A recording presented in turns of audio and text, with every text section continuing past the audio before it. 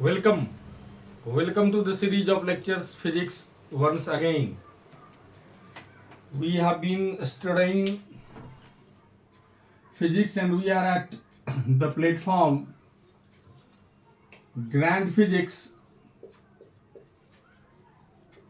On this platform, we are learning the concepts of physics and all these things have been discussed topic wise and all the related videos are uploaded on this platform only.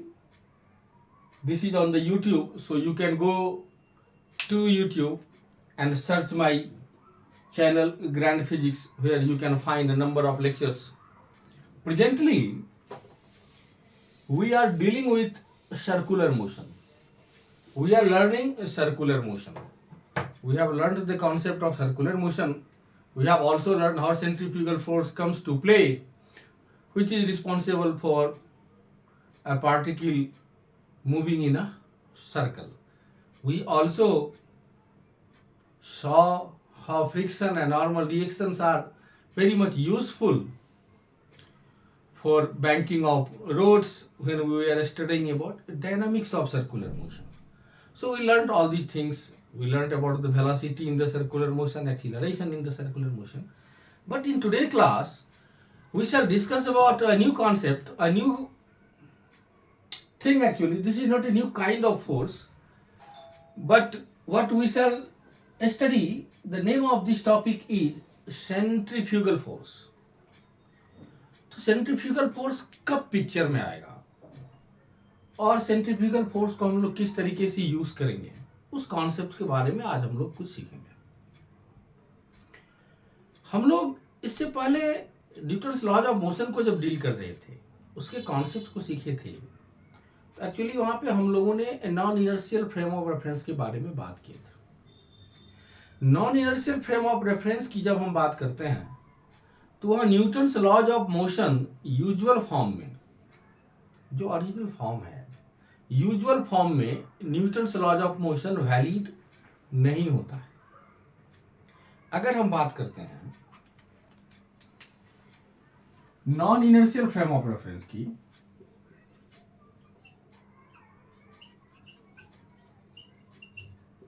Non inertial frame में जब हम काम करते हैं तो Newton's laws of motion जो है,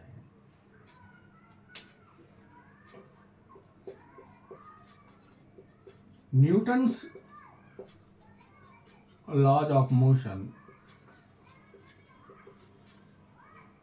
are not valid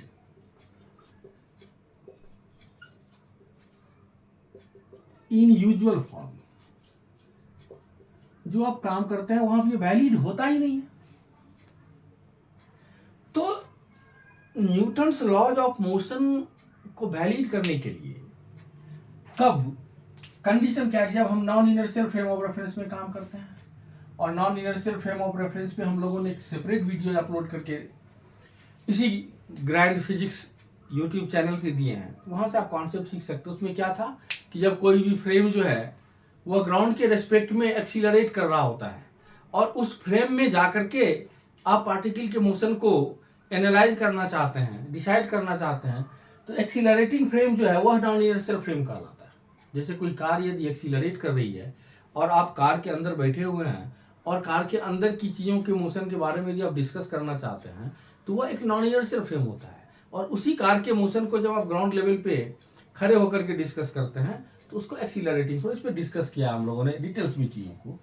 तो जब non inertial frame of reference में हम काम करते हैं तो Newton's laws of motion valid नहीं होता है. इसको वैलिड करने के लिए क्या करना पड़ता था, एक न्यू काइंड ऑफ फोर्स तो नहीं बोला जाएगा इसको, एक वर्चुअल फोर्स की बात करते हैं जिसका नाम क्या दिया था हम लोगों ने, स्यूडो फोर्स. इसका नाम क्या दिया था, स्यूडो फोर्स. और यह किस तरीके से आता था, mass of the particle and acceleration of system, acceleration of system. और किधर आता था, opposite to the direction of system. Direction इसका क्या था, opposite to direction of system. System जिधर मोशन कर रहा है उसके अपोजिट डायरेक्शन में ये फोर्स आता था. और हम लोग इसके लिए एक्सप्रेशन भी निकाले थे। तो यह ma0 का एक एक्स्ट्रा फोर्स मतलब कोई रियल नहीं, वर्चुअल फोर्स हम लोगों के फोर्सेस के लिस्ट में आता था कि जिधर पूरे का पूरा सिस्टम मूव कर रहा है उसके अपोजिट डायरेक्शन में यह काम करता था। और इसका मैग्नीट्यूड कितना हम लोग लेते थे, तो जिस पार्टिकल को कंसीडर किए हैं उस पार्टिकल का मास, लेकिन एक्सीलरेशन जो है वो सिस्टम का, और जिधर सिस्टम मूव कर रही है उसके अपोजिट डायरेक्शन में लगाते थे। तो इसको हम लोगों ने रिकॉल किया। अब सर्कुलर मोशन में कब फ्रेम जो है वो नॉन इनर्शियल फ्रेम बन जाएगा, सबसे पहले हम उसकी बात करेंगे। कि सर्कुलर मोशन में अगर कंसीडर किसको कर रहे हैं, तो सर्कुलर मोशन को,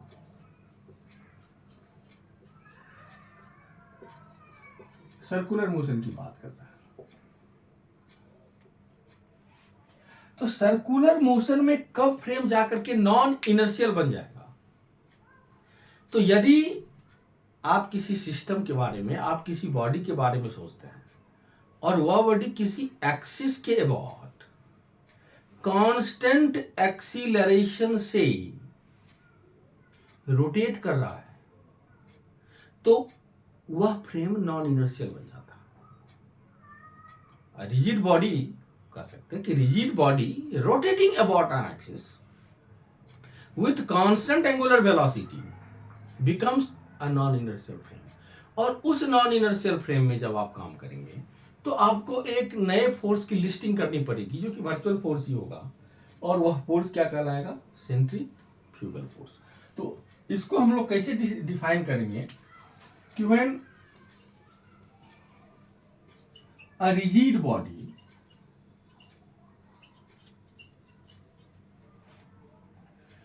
is rotating about an axis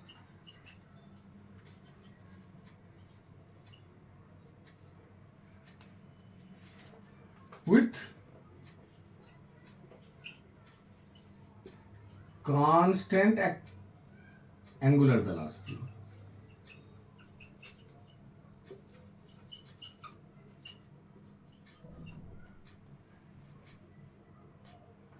and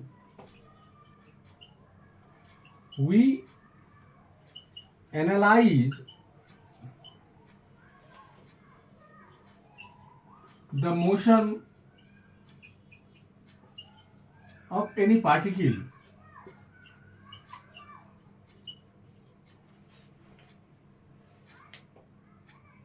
within this system,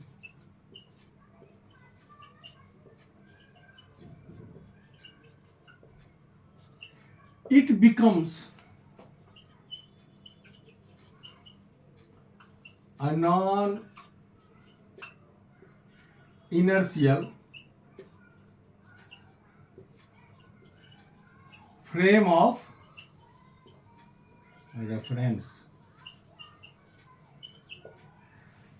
क्या क्या मेन पॉइंट्स है इसको समझना पड़ेगा कि ये non inertial frame of reference बनेगा। कब बनेगा, जबकि कांस्टेंट एंगुलर वेलोसिटी से क्या कर रहा होगा, रोटेट कर रहा होगा किसी एक्सिस पे।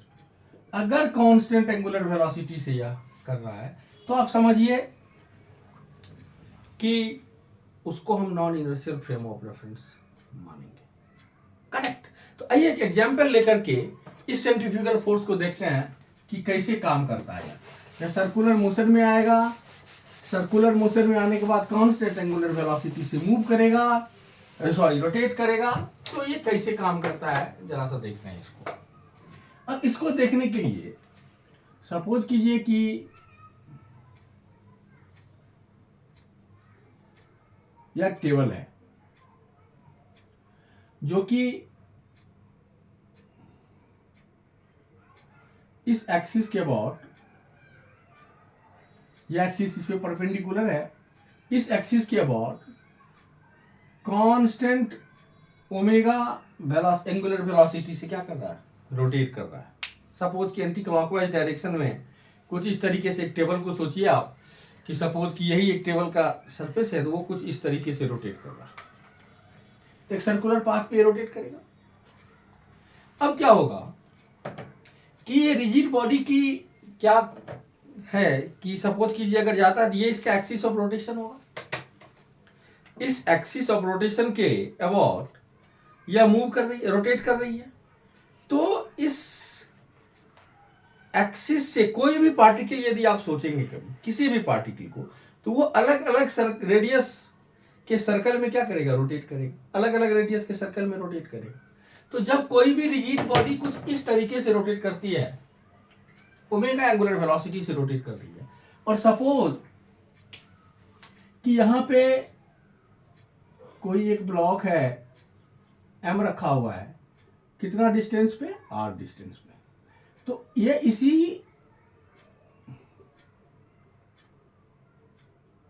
इस सर्कल में मूव करेगा, या इसका रेडियस कितना हो जाएगा, आर। तो यह आर रेडियस के सर्कल में रोटेट करते हुए रहेगा। रोटेट कर रहा है क्या, पूरा का पूरा यह सिस्टम ही रोटेट कर रहा है, क्योंकि जिस टेबल पे आप रखे हुए हैं बुक को, सपोज कीजिए उसी टेबल को रोटेट कर दिए, उस टेबल पे जितनी भी चीजें हैं, टेबल का हर एक पार्टिकल डिफरेंट डिफरेंट सर्कल में मूव करेगा। उसी तरीके से कोई एक्सटर्नल ऑब्जेक्ट को हमने एम मास के किसी भी, सपोज कीजिए टेबल पे पेन को रख दिया, पेन के क्लिप को रख दिए हैं, किसी छोटे से पार्टिकल को रख दिया, तो वह पार्टिकल अगर इस एक्सिस ऑफ रोटेशन से आर डिस्टेंस पे है, तो आर रेडियस के सर्कल में यह मूव करते रहेगा, रोटेट करते रहेगा। अब इस तरीके से रोटेट करता है, तो आपको हम दो सिचुएशंस को हम लोग एनालाइज करेंगे। एक सिचुएशन क्या कि सपोज कीजिए कोई आदमी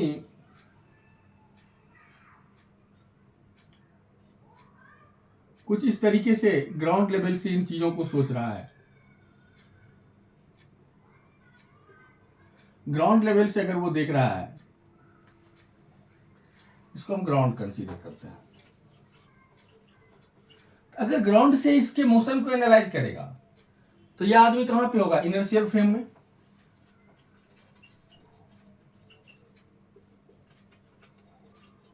या इनर्शियल फ्रेम में होगा।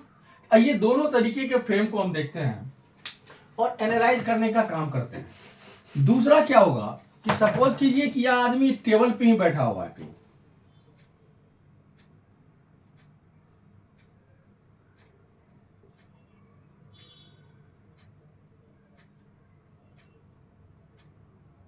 कुछ इस तरीके से यहां टेबल पे बैठा हुआ है, और अब यह इसके मोशन को एनालाइज कर रहा था, यह क्या हो जाएगा, नॉन इनर्शियल।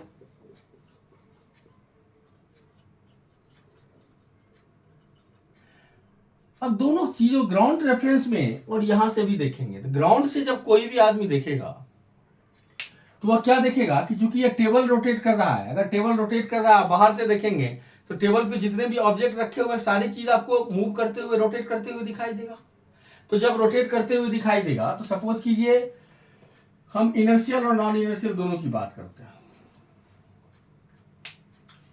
पहले इनर्शियल फ्रेम में बात करेंगे, और दूसरे में क्या करेंगे, नॉन इनर्शियल की बात करेंगे। Inertial and non inertial frame की बात करेंगे। इनर्शियल में क्या दिख रहा है कि इस पार्टिकल पे, अगर इस पार्टिकल को देखेंगे तो इस पार्टिकल पे कौन कौन से फोर्सेस लगेंगे। इस पार्टिकल का अगर हम फ्री बॉडी डायग्राम बनाएं, तो अगर मास m है, तो mg का फोर्स नीचे टेबल पे रखा हुआ है, तो नॉर्मल रिएक्शन का फोर्स इस तरीके से काम करेगा, और एक फोर्स आएगा फ्रिक्शन का।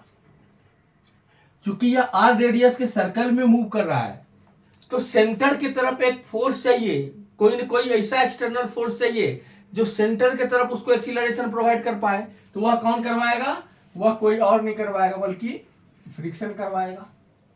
और इस फ्रिक्शन का वैल्यू कितना हो जाएगा, m मास है तो m omega square into R, यह फ्रिक्शन का वैल्यू आएगा। तो यह क्या करेगा, कोई भी आदमी जो कि इस ग्राउंड इनर्शियल फ्रेम से इसके मोशन को बता रहा है, वह यह बताने की कोशिश करेगा, यहां से अगर हम देखते हैं, यह बताने की कोशिश करेगा कि यह आर रेडियस के सर्कल पे रोटेट कर रहा है। तो आर रेडियस के सर्कल के लिए आपको सेंट्रीपेटल फोर्स कौन प्रोवाइड कर रहा है, यही आर है। तो सेंट्रीपेटल फोर्स कौन प्रोवाइड कर रहा है, फ्रिक्शन, जो कि इस डायरेक्शन में लग रहा है, लेफ्टवर्ड डायरेक्शन में, यहां से इस डायरेक्शन में इसको फ्रिक्शन लगता हुआ दिखाई देगा। उसी को हमने शो किया यहाँ पे। इस एफ का वैल्यू कितना हो जाएगा, M omega square R, centripetal acceleration provide करेगा। इस तरीके से इनर्शियल फ्रेम की बात होगी। जब हम नॉन इनर्शियल फ्रेम में इसको डिस्कस करेंगे तो देखिए क्या होगा। जब कोई भी आदमी यहां से देख रहा है तो जैसे ये मूव कर रहा है, सपोज यहां पे ये पार्टिकल है इस टेबल पे, आप इसको ऐसे समझिए, इस टेबल पे इस एंड पे कोई पार्टिकल रखा हुआ है और इस एंड पे आप खुद बैठे हुए हैं और ये रोटेट कर रहा है, तो आपको इसके मोशन में तो कोई चेंजेस नहीं दिखेगा, हर हमेशा इतना ही डिस्टेंस पे आपको दिखेगा रखा हुआ इस टेबल पे। तो ये नॉन इनर्शियल फ्रेम में काम कर रहा है। तो नॉन इनर्शियल फ्रेम में यह आदमी जब इसके मोशन को एनालाइज करेगा तो यह देखेगा कि यह पार्टिकल अपने पोजीशन पे ही रहे, अपने पोजीशन से इसमें कोई भी मोशन नहीं है। इसका मतलब क्या है कि अगर यह पार्टिकल में किसी भी डायरेक्शन में कोई मोशन नहीं है, इसका मतलब यह इक्विलिब्रियम में है। Net force acting on this particle is क्या है, जीरो। एक्स एक्सिस और वाई एक्सिस तो या जेड एक्सिस किसी भी एक्सिस पे हम लेंगे तो नेट फोर्स कितना होना चाहिए, जीरो। अगर नेट फोर्स जीरो की हम बात करेंगे तो इस पार्टिकल पे अब आप सोचिए कि mg तो नीचे लगेगा, नॉर्मल रिएक्शन इस पे ऊपर लगेगा अगर हॉरिजॉन्टल सर्कल में ये मूव कर रहा है, और यह पार्टिकल अपने जगह पे है, इस पार्टिकल में कोई मूवमेंट नहीं है। तो क्यों नहीं है कि ये मूव करना चाह रहा होगा तो फ्रिक्शन उसको अपोज करने के लिए आएगा। ये आदमी बोलेगा कि ये फ्रिक्शन लेस तो है नहीं, स्मूथ सरफेस नहीं है। क्योंकि फ्रिक्शन यहां मौजूद है तो this man which is in non-inertial frame of reference will explain or will comment or will analyze the motion that कि friction is opposing। तो अपोज कर रहा मतलब क्या कि फ्रिक्शन इसको इस डायरेक्शन में एक फोर्स लगा रहा है। अब देखिए यहां से क्या है कि इस डायरेक्शन में दो फोर्स है जो अपोजिट डायरेक्शन में एन और mg। तो n इक्वल्स टू mg तो हम यहां से लिख सकते हैं, n इक्वल्स टू mg हम लिख देंगे यहां से, कोई दिक्कत नहीं है कि दिस फोर्स अपवर्ड डायरेक्शन में जो फोर्स है वो डाउनवर्ड डायरेक्शन की फोर्स को क्या करेगा, बैलेंस कर देगा, बराबर होगा एक दूसरे को। लेकिन जब इस एक्सिस की बात करेंगे, हॉरिजॉन्टल एक्सिस की बात करेंगे, तो फ्रिक्शन क्या है, एक सिंगल फोर्स है। इसको बैलेंस करने के लिए इस डायरेक्शन में एक फोर्स आएगा तभी यह बैलेंस कर पाएगा, नहीं तो यह पार्टिकल क्या करेगा, इस डायरेक्शन में मोशन करना शुरू कर देगा, स्ट्रेट लाइन पे इस डायरेक्शन में मोशन करना शुरू करेगा। लेकिन क्या है, यह पार्टिकल मोशन तो नहीं कर रहा है इसके रेस्पेक्ट में, इसके रेस्पेक्ट में पहले जहां था उसी ढंग से अभी भी रखा हुआ है वो। तो क्या करना पड़ेगा, एक नए फोर्स को हम लोगों को इस डायरेक्शन में लगाना पड़ेगा और उसका वैल्यू कितना आता है, एम ओमेगा स्क्वायर आर। तो यहां से जो लिखते हैं हम कि F equals to M omega square R, यही फोर्स जो है वह क्या कहलाता है, सेंट्रीफ्यूगल फोर्स। क्योंकि non inertial frame of reference में थे तो इसी को हम क्या बोलते हैं, सेंट्रीफ्यूगल फोर्स। सेंट्रीफ्यूगल फोर्स, इसी फोर्स को हम बोलते हैं सेंट्रीफ्यूगल फोर्स, करेक्ट। तो यहां से अगर हम चीजों को कंक्लूड करने की कोशिश करें तो क्या कंक्लूजन निकलेगा कि जब कोई भी पार्टिकल किसी रोटेटिंग ऑब्जेक्ट पे है, ऑब्जेक्ट का पार्ट है, वो सिस्टम का पार्ट है, और वह पार्टिकल स्टैटिक है, पार्टिकल में कोई मोशन नहीं है, पार्टिकल क्या है, स्टैटिक है, और वह क्या कर रहा है, पूरा का पूरा सिस्टम क्या कर रहा है, रोटेट कर रहा है, तो वह फ्रेम नॉन इनर्शियल फ्रेम होता है। और उस केस में पार्टिकल के सेंटर के तरफ सेंट्रीपेटल फोर्स जो जिधर हम लगाते हैं, पार्टिकल के सेंटर की तरफ जो डायरेक्शन है उसके अपोजिट डायरेक्शन में एक फोर्स हम लोगों को अपने से कंसीडर करना पड़ेगा। उस वर्चुअल फोर्स का वैल्यू क्या होगा, एम ओमेगा स्क्वायर आर। यहाँ पे आर क्या होगा, उसको उस एक्सिस ऑफ रोटेशन से उसकी दूरी है, एम उसका मास है, और ओमेगा क्या है, पूरे सिस्टम का एंगुलर वेलोसिटी है।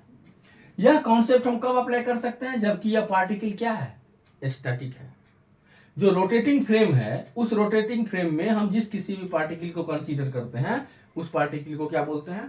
तो इस तरीके से हम लोग सेंट्रीफ्यूगल फोर्स पढ़ा। जब वह पार्टिकल उस केस में होगा तो अब हम क्या कर सकते हैं, इसको रहने देते हैं और आपको हम लैंग्वेज में लिख करके दिखा देते हैं कि when a particle at rest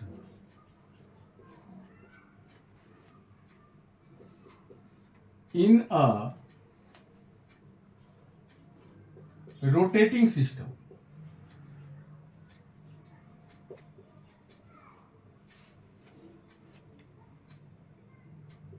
rotating about an axis with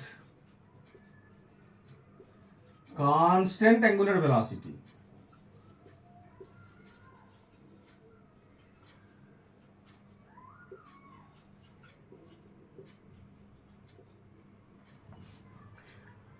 when a particle at rest in a rotating system with constant angular velocity, then in this frame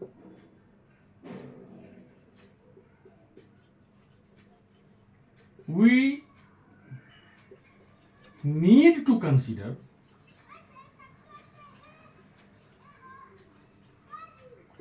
a virtual force,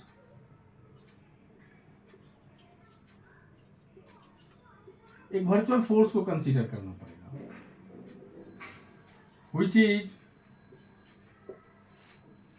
directed opposite to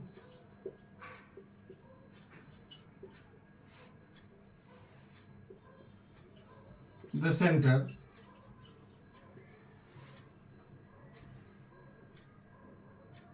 towards that particle may complete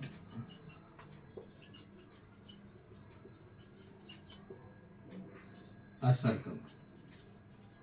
मतलब क्या है कि यदि यह particle इस direction में इस circle में मूव करेगा तो इसका सेंटर इधर है, तो सेंटर के अपोजिट डायरेक्शन में, सेंटर के अपोजिट डायरेक्शन में क्या करना पड़ेगा, एम ओमेगा स्क्वायर आर लगाना पड़ेगा, और इसी को क्या बोलेंगे हम, सेंट्रीफ्यूगल फोर्स। और यह तब वैलिड होगा जबकि यह फोर्स क्या करेगा, that force is known as centrifugal force, that force is centrifugal force. ये अपने आप को कंसीडर करना पड़ेगा, आपको खुद कंसीडर करना पड़ेगा न्यूटन्स लॉज को वैलिड करने के लिए, नहीं तो वैलिड नहीं होगा, न्यूटन का फर्स्ट लॉ वैलिड ही नहीं होगा इसमें। तो इसको वैलिड करने के लिए हम क्या करते हैं कि जिस डायरेक्शन में उसका सेंटर है उस सेंटर के रेडियली आउटवर्ड डायरेक्शन में क्या करना पड़ेगा, एक फोर्स कंसीडर करना पड़ेगा, और उस एक्सिस ऑफ रोटेशन से जितना डिस्टेंस पे होगा वो उसका रेडियस हो जाएगा, और ओमेगा जो है क्या है, पूरा सिस्टम, जिस सिस्टम जितने एंगुलर वेलोसिटी से रोटेट कर रही है उस एंगुलर वेलोसिटी से करेगा। एक तो डायरेक्शन सीखना जरूरी है, दूसरा क्या है कि पार्टिकल को मोशन में नहीं होना है, पार्टिकल को रेस्ट पे रहना है। इस पार्टिकल को कहां रहना है, इस चीज को देखना पड़ेगा कि एट रेस्ट,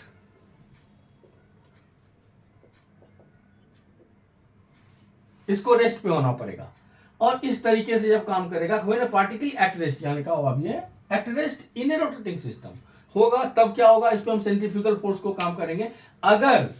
अगर यह मोशन करने लगा, रेस्ट पे नहीं है, तो उस समय जब हम एक फोर्स को पढ़ते हैं उस फोर्स को बोलते हैं कोरियोलिस फोर्स। उस फोर्स को क्या बोलते हैं, कोरियोलिस फोर्स। तो अगर पार्टिकल जो है या मोशन में है या रेस्ट पे नहीं है, if the mass m is not at rest, if mass m is not at rest in rotating frame, अगर यह रेस्ट पे नहीं है तो एक फोर्स इस पे आएगा, इसको क्या बोलते हैं, कोरियोलिस फोर्स।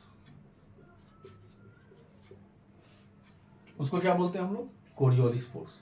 डिटेल्स आप लोग आगे पढ़ेंगे, आपके सिलेबस का यह पार्ट नहीं है, फिर भी हम थोड़ा सा इसके बारे में आपको बता देते हैं कि कोरियोलिस फोर्स बनेंगे। कोरियोलिस फोर्स क्या है कि ऑलवेज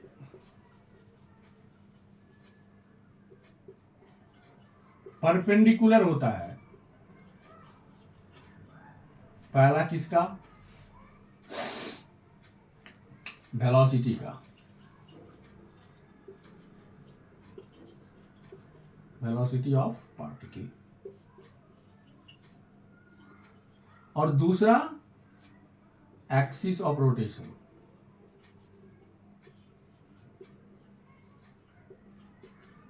इस दोनों के परपेंडिकुलर होता है। कौन सा फोर्स? तो कोरियोलिस फोर्स ऑलवेज परपेंडिकुलर होगा। एक्सिस ऑफ रोटेशन का अगर इस तरीके से यह मूव कर रहा है, जैसे आपको हमने बताया था कि अगर यह मूव कर रहा है, यह एक्सिस ऑफ रोटेशन जो है, इस एक्सिस ऑफ रोटेशन के भी परपेंडिकुलर होगा। और जब पार्टिकल इस जिधर मूव कर रहा है, इस पे इधर जा सकता है, इधर जा सकता है, जिस किसी भी डायरेक्शन में यह मूव कर रहा है उसके भी परपेंडिकुलर डायरेक्शन में आता है। तो कोरियोलिस फोर्स के बारे में डिटेल्स में नहीं पढ़ना है, आप बीएससी फर्स्ट पार्ट और इंजीनियरिंग के सिलेबस का यह पार्ट है तो उसमें पढ़ेंगे।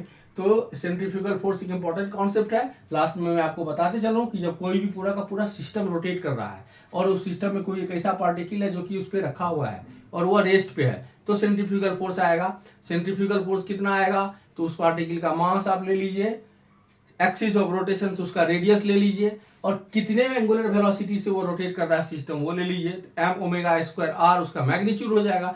डायरेक्शन किधर होगा? तो जिधर सेंटर होगा उसके अपोजिट डायरेक्शन में उस फोर्स को कंसीडर करना पड़ेगा, तो आपको सेंट्रीफ्यूगल फोर्स मिल जाएगा। अब इस पे हम लोग कुछ सवाल सॉल्व करेंगे, और सर्कुलर मोशन में हम लोगों ने अभी तक जितने भी कॉन्सेप्ट सीखे हैं उस सारे कॉन्सेप्ट को यूज करके आगे कुछ प्रॉब्लम्स को सॉल्व करेंगे। Till the time you can search grand physics on the YouTube and enjoy the lectures, those lectures which have been uploaded. Thank you very much.